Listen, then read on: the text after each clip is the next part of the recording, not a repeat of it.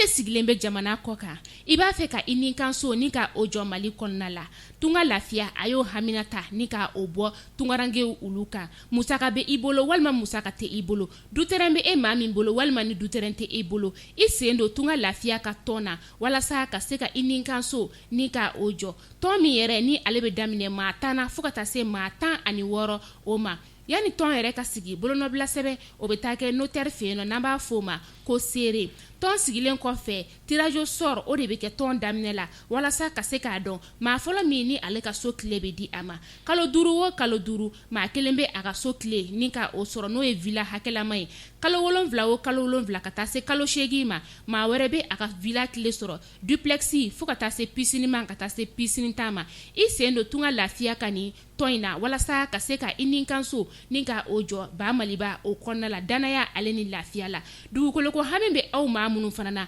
tunga lafiya a nana o fana ta ni ka bɔ aw kan maliyɛnden minnu sigilen bɛ jamana kɔ kan e maa min mago bɛ kunnafoni wɛrɛ la sa u ka nɛgɛjuru sira o banba ni o ye 00 336 41 94 03 80 00 336 77 83 04 14 email contact@tungalafia.com TikTok @tunka.lafia Facebook tunka lafia ni tunga lafiya ye maliyɛnden minnu sigilen bɛ jamana kɔ kan n'o ye an ka tungarangew ye u kɔni nana kana sojɔ ko hami bɔ aw la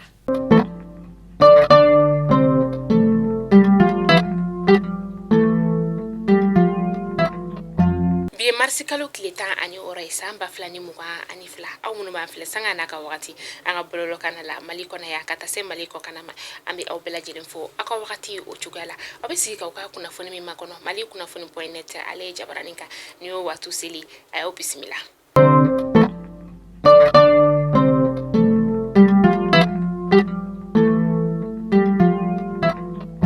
kunnafoni damdela bi baɲumankɛ tɔn min bɛ yen nɔ ni ale bɛ wele ko Human Rights Watch kunu marsi kalo tile 15 san 2022 u kɔni sɛbɛnfura ni ka o bɔ sɛbɛnfura min n'u y'a yira k'a fɔ ko finitigi gansan maa 100 ni maa 7 olu de kɔni fagara maa marɔfɛntigiw olu fɛ fo ka taa se an ka finitigilakaw olu ma a kɛra an ka jamana tile biyanfan ka taa se a woroduguyanfan n'a cɛmancɛ fan o ma anga wolomasiri tabaw ka ɲɛmayaso olu kɔni y'a laɲini kari tɛmɛnen ka bali finitigi gansan maasi o kana taga Wagadugu kungo kɔnɔna o la fo ka taga se Diringali kungo kɔnɔna ma a sababuya kɛ u bɛ fɛ ka maaw ni ka olu ni kisi ni yɔrɔ kofɔlen o la o kuma fɔlen sa bagangɛnnaw olu kɔni jɔrɔ ni ka o daminɛ an bɛ taa Kulukoro n'an taara Kulukoro san 2021 o kɔnɔna la Kulukoro kɛnɛya tigilamaw olu kɔni y'a yira k'a fɔ ko Kulukoro mara la bangeli ta fan fɛ maa 54 olu de kɔni bɛ taɲa bange o kɔnɔna la denmisɛn minnu olu bɛ taɲa u ba dɛbɛ la o denmisɛn bɛ t'i jɔ denmisɛn 1766 la denmisɛn minnu fana ni olu bɛ taɲa u bangelen o kɔnɔna la o denmisɛn bɛ t'i jɔ maa 385 la nin kunnafoniya in kɔni dira tɛnɛndon marsi kalo tile 14 san 2022 u ka sigili kɛrɛnkɛrɛnnen min n'u y'a kɛ san 2022 ye o kɔnɔna la maranfɛntigi dɔw olu de kɔni ye bingani wale ta kari tɛmɛnen ni ka tinsala dɔgɔjɔlaw ka olu sɛgɛrɛ u bɔtɔla u ka dɔgɔjɔyɔrɔ o la tinsala ale bɛ kɔnɔbugu ale bɛ Segu o mara la u ka fɔla sa ko ni maa ninnu kɔni binganikɛlaw ye u bolola minɛw ni ka o minɛw la ka taa se u ka nafolo ani u bolola telefɔni olu bɛɛ ma o maa kelenw ka fɔla tuguni sa ko u kɔni nalen bolomafɛn bolila dɔ ale kɔni tɛmɛtɔla sa u ye mugu ni ka o ci o la a maa 2 kɔni sɛbɛkɔrɔ jogina ka sababuya kɛ sifinakaw kɔni ye u dɛrɛ ni ka u sɛbɛkɔrɔ bugɔ o la sa tɔnboloma olu kɔni nana ni ka taa ni maa 2 ni wagati na u bɛ se k'u lapitaniso o la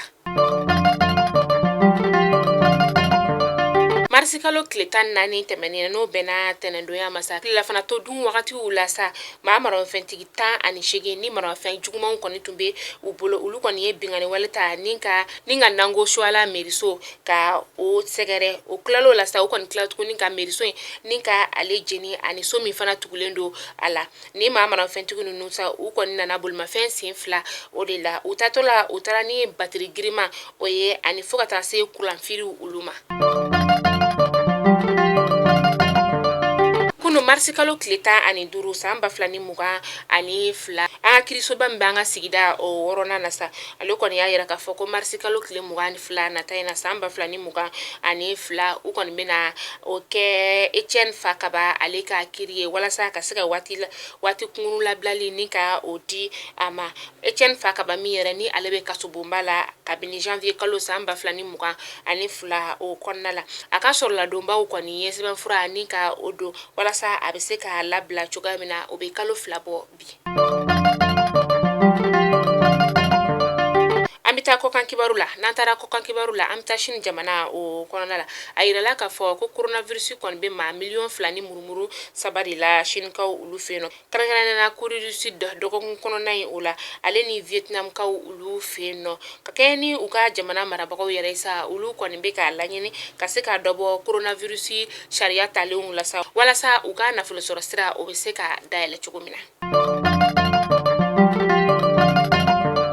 Ukraine kɛlɛ ale kɔni bɛ ka kɛ sababu ye ni ka nafoloko gɛlɛya Europe jamana o kɔnɔna la Faransikaw fɛ yen nɔ taji kɔni o sɔngɔ o yɛlɛlen don Emmanuel Macron ale kɔni layidu ta k'a fɔ k'a bɛna waleya sugu bɛɛ kɛ walasa o taji sɔngɔ o bɛ se ka jigin cogoya min na. Tile 25 de bɛ u n'u ka jamana ɲɛmaa kalafili ta ko fɔlɔ o ni ɲɔgɔn cɛ Emmanuel Macron min yɛrɛ ni ale ye cɛbɔ ye o kalafili o la a kɔni kɛlen don ni ka nanzaraw n'o ye Faransikaw ye sa ka olu hakili sigi. An bɛ taa Mexique ni wagati in na u ka kunnafonidila dɔ bɛ yen nɔ n'ale bɛ wele ko Narmando Linar la ale ye kunnafonidiso monitor mission ka o ɲɛmaa ye sa a kɔni fagara marisi kalo tile 15 san 2022 Mexicaw fɛ yen nɔ ni kunnafoniya in dira u ka yɔrɔ nɔminɛlikɛla o fɛ. Mali kunnafoni jabarani lajɛbaw aw kulo garizɛgɛ kɛra ni kunnafoni de bi ni k'a da aw kelen-kelenna bɛɛ lajɛlen kulo kan n'Ala m'an ka jɔnya jɔn an bɛ ɲɔgɔn sɔrɔ sini inshallah kunnafoni kuraw olu kɛnɛ kan aw kana ɲinɛ dɛ an ka sponsor officiel n'o ye an jukɔrɔma dondoba ye o de ye Tunka Lafiya ye Tunka Lafiya a nana tunkarankew bɛɛ lajɛlen lafiyali de kama walasa aw bɛ se ka aw ninkanso ni ka o jɔ aw faso o kɔnɔna la ka sɔrɔ aw ma tɔɔrɔ aw ma degun aw k'an bɛn sini inshallah bye bye. E de sigilen bɛ jamana kɔ kan I b'a fɛ ka I ninkanso ni ka o jɔ Mali kɔnɔna la Tunka Lafiya a y'o haminata ni ka o bɔ tunkarankew olu kan musaka bɛ I bolo walima musaka tɛ I bolo dutɛrɛn bɛ e maa min bolo walima ni dutɛrɛn tɛ I bolo I sen don Tunka Lafiya ka tɔn na walasa ka se ka I ninkanso ni ka o jɔ tɔn min yɛrɛ ni ale bɛ daminɛ maa 10 na fo ka taa se maa 16 o ma yani tɔn yɛrɛ ka sigi bolonɔbila sɛbɛn o bɛ taa kɛ notaire fɛ yen nɔ n'an b'a fɔ o ma ko seere tɔn sigilen kɔfɛ tirage au sort o de bɛ kɛ tɔn daminɛ la walasa ka se k'a dɔn maa fɔlɔ min ni ale ka so tile bɛ di a ma kalo 5 o kalo 5 maa kelen bɛ a ka so tile ni ka o sɔrɔ n'o ye villa hakɛlama ye kalo 7 o kalo 7 ka taa se kalo 8 ma maa wɛrɛ bɛ a ka villa tile sɔrɔ duplex fo ka taa se piscine ma ka taa se piscine ta ma I sen don Tunka Lafiya ka ni tɔn in na walasa ka se ka I ninkanso ni ka o jɔ ba Maliba o kɔnɔna la danaya ale ni lafiya la dugukoloko hami bɛ aw maa minnu fana na Tunka Lafiya a nana o fana ta ni ka bɔ aw kan maliyɛnden minnu sigilen bɛ jamana kɔ kan e maa min mago bɛ kunnafoni wɛrɛ la sa u ka nɛgɛjuru sira o banba ni o ye 00 336 41 94 03 80 00 336 77 83 04 14 email contact@tunkalafia.com TikTok @tunka.lafia Facebook Tunka Lafiya ni Tunka Lafiya ye maliyɛnden minnu sigilen bɛ jamana kɔ kan n'o ye an ka tunkarankew ye u kɔni nana ka na sojɔ ko hami bɔ aw la